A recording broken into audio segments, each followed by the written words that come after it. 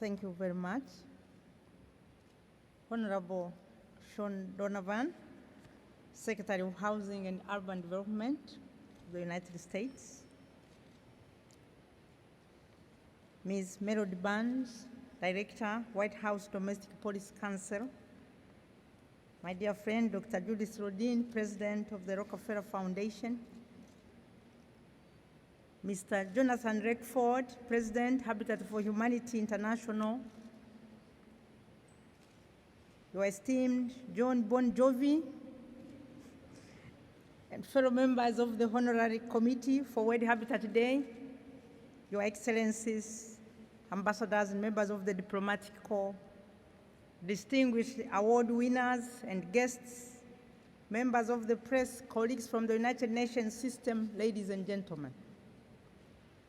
It is an honor for me and my colleagues from UN Habitat to be here on this historic occasion when World Habitat Day is hosted by the government and people of the United States of America in the nation's esteemed capital, Washington, D.C.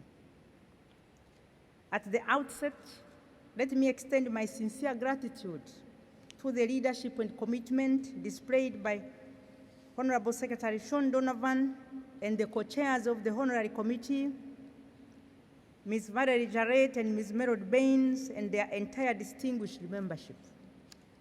Specific mention goes to Dr. Rodin, President of the Rockefeller Foundation, and her team for the moral and material support for the preparatory process that has brought us here today in Washington, D.C.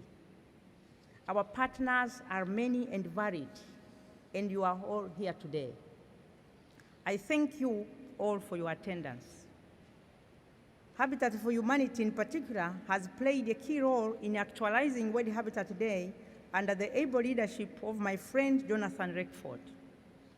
I'm grateful for the support and guidance that we have received from the Department of State, exemplified, as we have witnessed earlier, by the presence of Ambassador Susan Rice at this international gathering on this very day. So, ladies and gentlemen, I have two tasks this morning to perform. The first one is to deliver to you the statement from the Secretary General of the United Nations, Mr. Ban Ki-moon, who couldn't join us. So if you allow me, I'm going to read his statement. The theme of this year's observance of the World Habitat Day, Planning Our Urban Future, is meant to underscore the urgency of meeting the needs of city dwellers in a rapidly urbanizing world. The major urban challenges of the 21st century include the rapid growth of many cities and the decline of others, the expansion of the informal sector, and the role of cities in causing or mitigating climate change.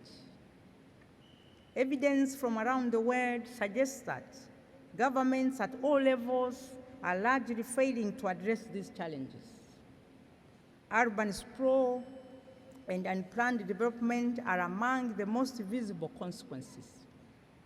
Hundreds of millions of urban dwellers are also increasingly vulnerable to rising sea levels, coastal flooding, and other climate-related hazards. A troubling trend has emerged in many cities in developed and developing countries alike. The growth of upmarket suburban areas and gated communities on the one hand, and the simultaneous increase in overcrowded tenement zones, ethnic enclaves, slums, and informal settlements on the other, as we have heard earlier this morning. Stark contrasts have also emerged between technologically advanced and well-serviced business sectors and other areas defined by declining industry, sweatshops, and informal businesses. Better, more equitable urban planning is essential. New ideas from smart cities around the world are pointing the way towards sustainable urbanization. But there is far more to do. The urban poor need improved tenure and access to land. All cities need safer and more environmentally friendly public transport, housing security, clinics, and public services.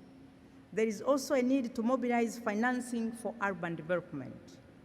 Planning is at the head of this agenda, but planning will work only where there is good urban governance and where the urban poor are brought into the decisions that affect their lives. And planning will work best only where corruption is honestly tackled. United Nations bodies such as UN Habitat can provide vital help with capacity building, research, and knowledge management and exchange. At the dawn of this new urban age, we recognize the problems and we know how to tackle them. We understand perhaps more clearly than ever before that no one can be excluded, especially the poor. On World Habitat Day, let us pledge to do our part to follow through on our plans for a better, greener, more sustainable future for our increasingly urban planet. Ladies and gentlemen, that is a statement of the Secretary General.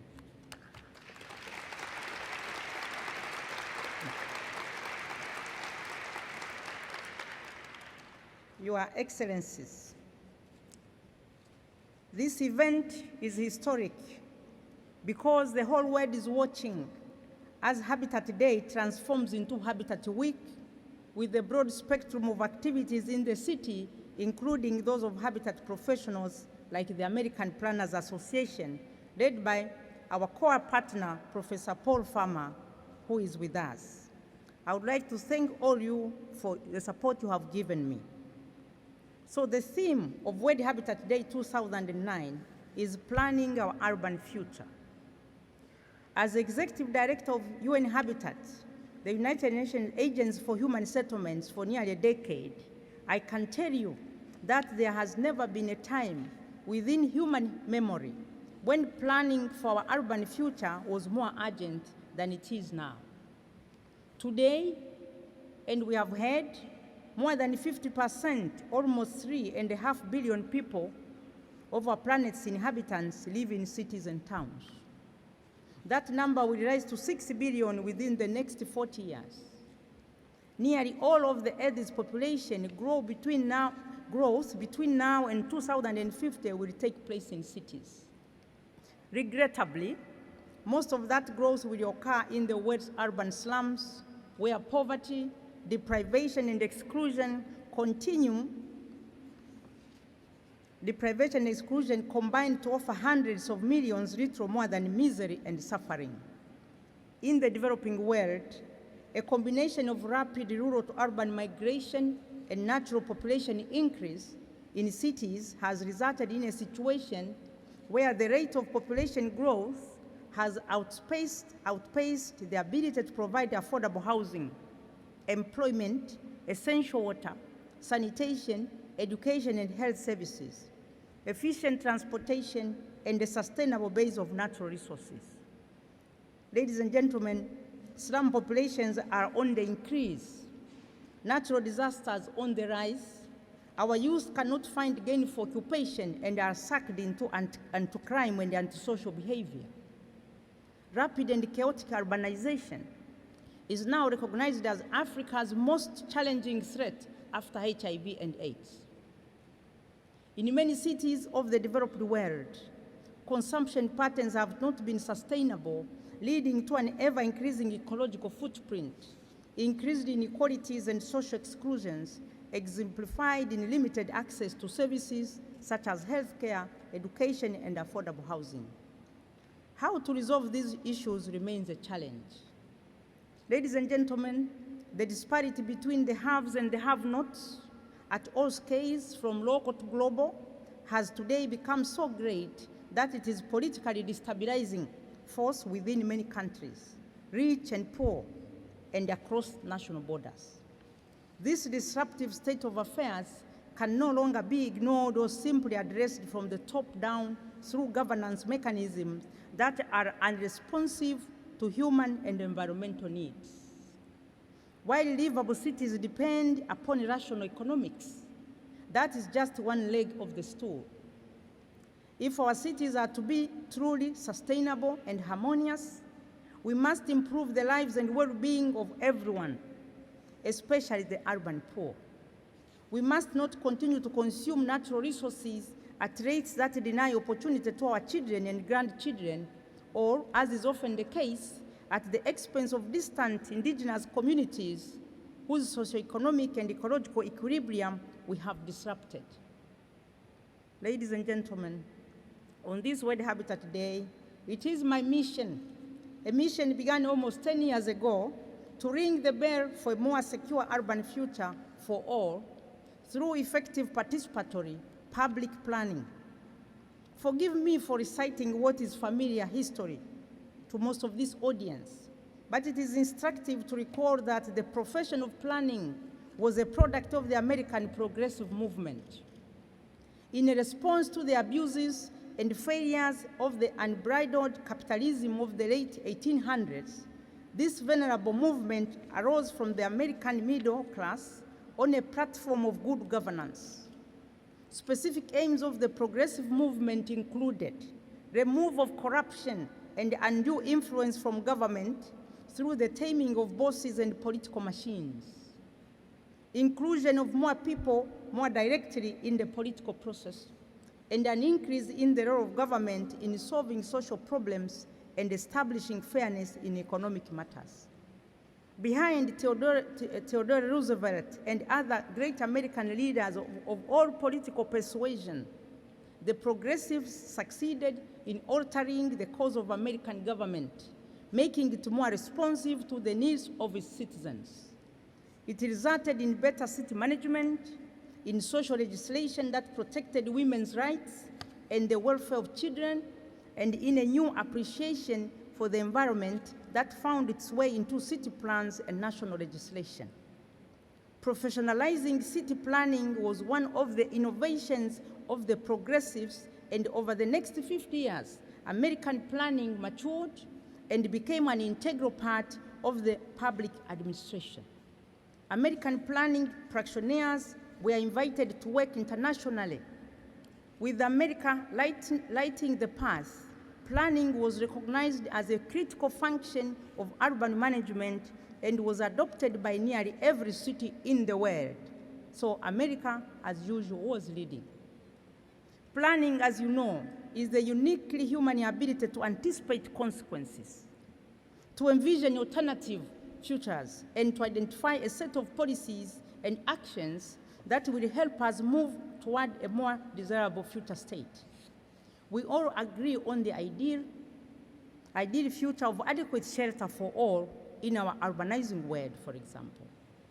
We all agree on the necessity of adequate employment with just compensation. And I believe we all agree on the wisdom of husbanding our natural resources. Today, as we prepare for the Climate Change Summit later in Copenhagen, we must also add this recently acknowledged threat to the picture of planning. Planning has long been recognized as a multidimensional urban management tool that can assist the political process in balancing the ecological, economic, and equity dimension of development. Planning today is capable of organizing a myriad of subjective variables through new techniques of visioning and public participation. Planning is also capable of complex analysis using new technologies, most of them developed here in the United States, like geographic information and global positioning systems. Just as our problems appear to be beyond the control of established management functions, planning is adapting and reinventing itself to meet the challenges. It is our responsibility as politicians, public officials, and citizens to grasp firmly the one instrument, planning, that will help mitigate our penchant for public folly, to place our faith in an open and inclusive planning process. Ladies and gentlemen, we must either plan with the people or perish from the pressure of population. Climate change, migration, consumption, irresponsible individualism, and unaccountable corporatism. Fortunately, humanity has been active in countering these challenges. World Habitat Day is an occasion when we recognize best practices and innovations in overcoming the challenges to a sustainable future from all over the world. In this regard, I wish to take this opportunity to congratulate the winners of the Habitat Scroll of Winner 2009 and the Building and Social Housing Foundation of the United Kingdom, who are our partners on this venture. The practices embody best practices in sustainable urban planning and governance from different parts of the world, which is discussed at great length in the Global Report on Human Settlements 2009, launched in this town today. I recommend this report on planning for sustainable cities as a must-read for such an enlightened gathering. In closing, I wish to thank the host government, Mr. Secretary, for providing us with the opportunity to conclude our World Habitat Day. And on my part, this is my last World Habitat Day. I will be moving on next year to other challenges. So I would like to thank you so sincerely for according me the opportunity to conclude this occasion in this great city. And what better place to hold these global celebrations than this magnificent, fabulous National Building Museum? I wish to thank the CEO, Mr. Chase Rind, for hosting us and according us such wonderful hospitality. Ladies and gentlemen, I believe that we shall meet once again at the forthcoming session of the World Urban Forum in Rio de Janeiro next March to continue with our discussion and share best practices. I thank you for your kind attention.